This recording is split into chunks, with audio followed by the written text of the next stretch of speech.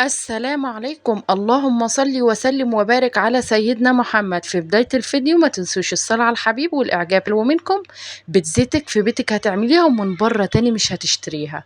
أنا واحدة من الناس اللي بصوا عادي أي حد بتيجي على أيام كده بيبقى تعبان ومش قادر يعمل أكل فبيجيبها. فأولادي طلبوا بيتزا جبتها لهم من بره قسما بالله. يعني بصوا ما تتاكلش وعمرها ما هتبقى زي بتاعة بيتك اللي في ايدك اللي انت ما عاملاها. طعمها ما عجبنيش نهائي، فقررت النهارده ان انا اعملها لهم واعملها بمقادير سهله وبسيطه واحلى واجمل بيتزا، وهتطلع معاكي ناجحه من اول مره. بسم الله ما شاء الله.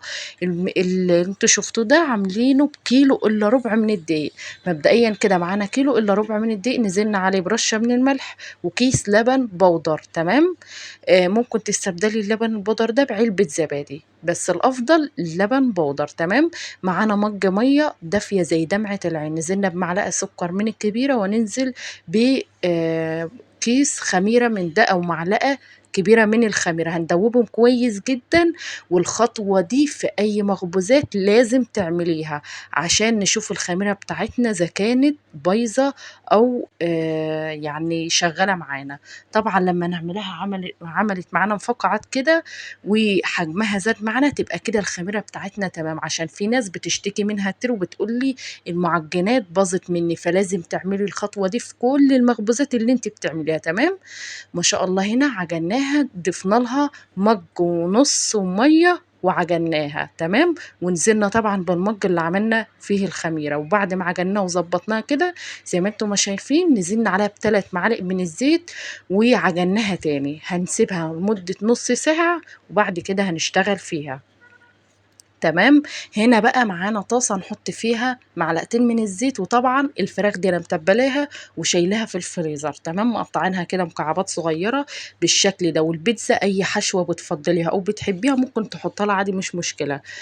فراخ، سجق، لحمة مفرومة، لانشون، بيتزا فراخ، اي حاجة انت عايزة تحطيها عليها عادي ما فيهاش مشكلة. تمام.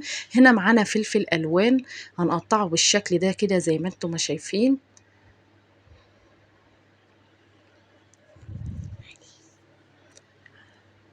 قطعه كده شرايح بالطول وبعد كده نقطعه مكعبات صغيرة. هنقطع شوية كده وشوية كده. تمام. اللي عايز بقى يقطعها كبيرة صغيرة على حسب الرغبة. تمام. الصلصة دي أنا اللي عاملاها في البيت. وطبعا معانا زيتون والفلفل قطعناه هنا بالشكل ده. وكانت العجينة هنا معايا سبتها بعد نص ساعة زي ما قلت لكم وزادت حجمها معايا.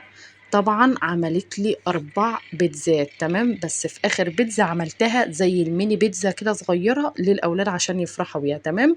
هنا معانا صينية دهناها دهنة زيت، وبعد كده فردنا العجينة عليها نغزناها بالشوكة كده علشان ما تطلعش معانا منفوخة، وحطينا عليها الصلصة.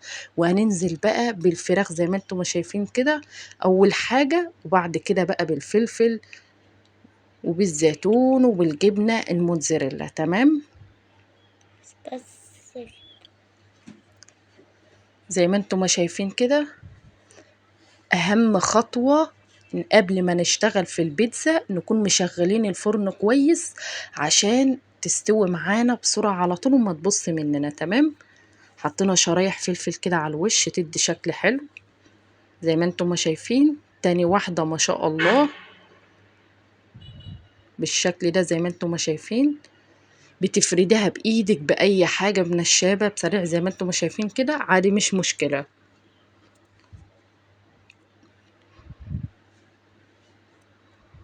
اهو بالشكل ده زي ما انتم ما شايفين. طبعا معانا الشوكة وبننزل عليها كده بنغزها زي ما انتم ما شايفين عشان تبقى مظبوطة. طبعا طريقة الصلصة دي عاملاها ازاي يا رحمة او الكاتشب. تمام. لا الصلصة سوري. طبعا جبت حبيتين طماطم كده وحطيتهم على النار يتسلقوا، وبعد كده ضربتهم في الخلاط مع شوية من التوابل مع معلقة معجون من الصلصة وقلبتهم كويس جدا وطلع شكلها زي ما انتم شايفين كده. طريقة سهلة وبسيطة احسن ما انت تشتريها من بره. تمام.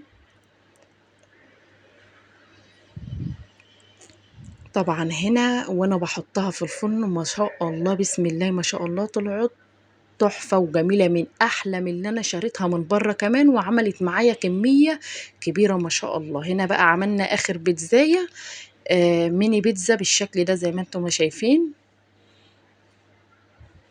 حُط عليها، ممكن بقى تحشيها أي حشوة أنتِ تحبيها عادي، بس أنا عملتها بصراحة كلّها بفراخ، بصدر من الفراخ. هيعمل معاكِ كمية ما شاء الله، والجو حَر والواحد بُصّوا بقى بيعمل حاجات سهلة وبسيطة وفي نفس الوقت خفيفة علينا، تمام.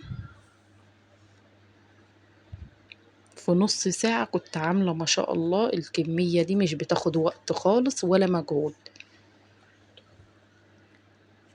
حُطّي الجبنة كده على الوش وبعد كده هندخّلها الفرن.